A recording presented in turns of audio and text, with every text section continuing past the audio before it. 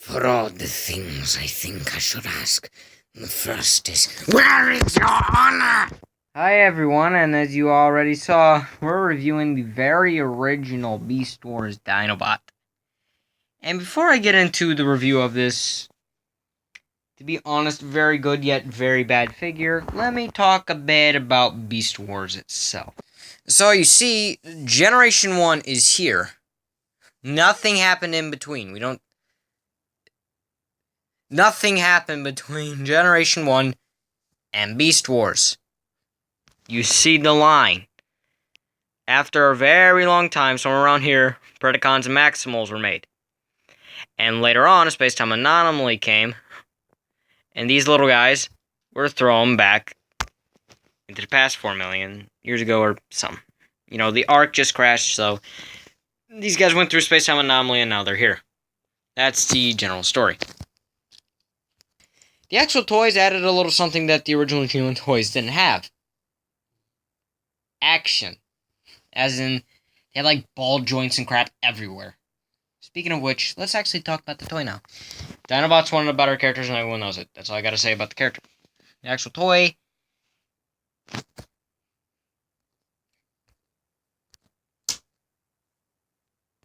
Let's cut the chart and get to everything, shall we? So the actual mold has quite a few problems, but the actual Velociraptor mode isn't too bad.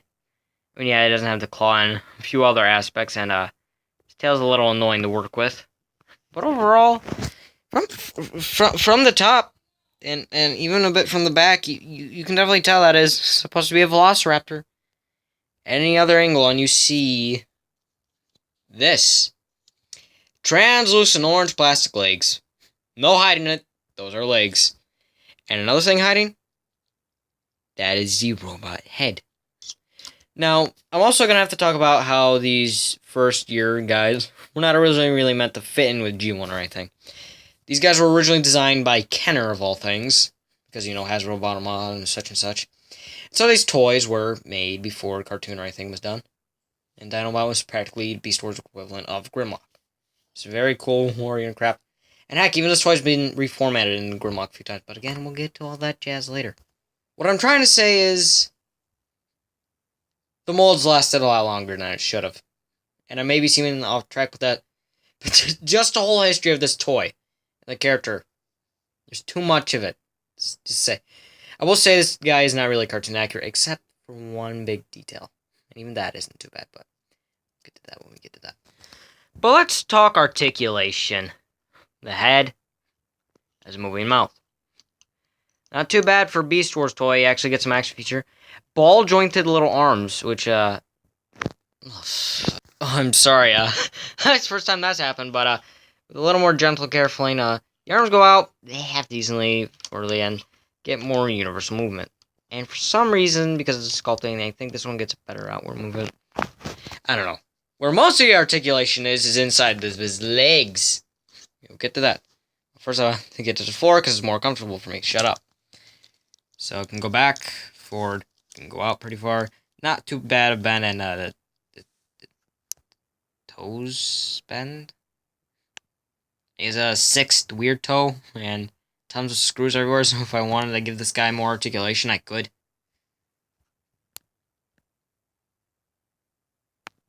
I don't know, it's just kind of weird. And the tail's also kind of weird too, because as you can see, it doesn't know how to lock into place, and it sucks. It's time to find out why that is. As you can see from some parts, it's obviously a transforming toy, which was a little sleeker, but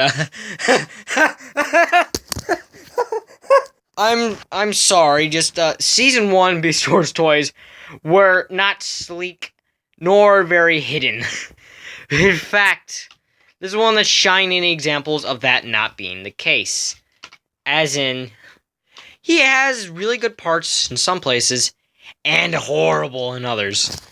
The transformation itself, not too bad. So let's start by doing the obvious. We're obviously going to take the legs off people, so just fold the feet up. There are 2 pegs in there. Can't really see them, but they're in there. So I recommend you just kind of attack it from here. But before we do that, just proceed to some CGI off camera. the tail just comes off. Again, we'll get to why. And now the majority of the rest isn't going to be done in jump cuts for your viewing pleasure. Just going to flip this up. Double hinge system relies for that. Orient the arms like so. Gosh, sometimes this toy really scares me how it sounds. But something along those lines. Now you're going to take these little legs out. Ugh, they're a little stiff. Crap. You're going to rotate them at the knee and this knee. Why'd I pick this one? Oh, and a smart bit of engineering. If you put the foot all the way forward, look at that. The heel spur just comes right out. And it's a very nice heel spur. We'll get to that later. And while I'm at it, I'm just going to straighten out the legs. We are now going to do something very weird, people. We are going to take the entirety of these parts and just move them up. You see what happens? The Velociraptor legs become the robot arms. That's neat. Pull up this little tab right here, and then we get to the last step. Put that down, and there we got Dinobot. So here's Dinobot in his robot mode, and as you can obviously see, he looks almost nothing like the cartoon, except for his head. Except he has no mouth, it's kind of a faceplate, and there's not enough paint apps. It's all in the back. The toy itself, although eye-appealing, isn't that good. I mean, not much in the way of backpack, but definite in the chest. So besides all the stuff about the sculpt and, translucent plastic in places it probably shouldn't be, let's cover articulation, shall we? The head can go back and forward a bit without the mutant mask. As you can see, there were just two little things that go there. Fudge, why do I keep going to my leg? The head rotate. Living proof that it does rotate, people. Rotation here. It goes outward half decent. Bend. Fingers. Legs go forward well. They go back well. They go outward well. A bend. And since it's not a ball joint, it can swivel. And then these go back.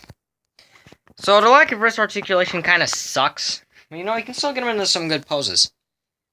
But what do we do with that tail? Is it just a kibble chunk?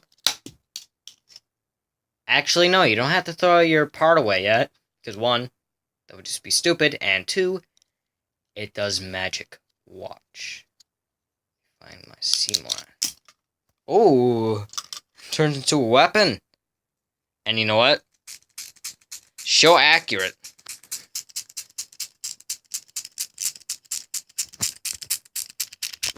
And also, you can remove it. It just pegs in like that. As you can see, there is a hole like that shape. And just do it. Just put them in the hands. Just plug them in there and there. Alright, getting into this pose, I just realized something is that these arm panels are not the tightest. So sometimes when you're articulating him, you might have to hold it in. It's just, I guess mine's a little tighter than most. But yeah, him in his mode, I completely fricked that up. So overall, yeah, that's a good robot mode. It has cool weapons. And just a little bit of an observation. A rotary blade shield, a skewer for a sword, and something that looks kind of like a thruster on the back. Yeah, this thing should be in the air, and he never was. But besides that, how do I feel about the toy? Not so accurate in the slightest, but it's amazing. You can get your hands on it. Cool. I recommend either this or the Fox Kids repaint. If you're good at painting, this is perfect for you. Do not get the 10th anniversary one. That one's crap, and I learned why. See you in another video.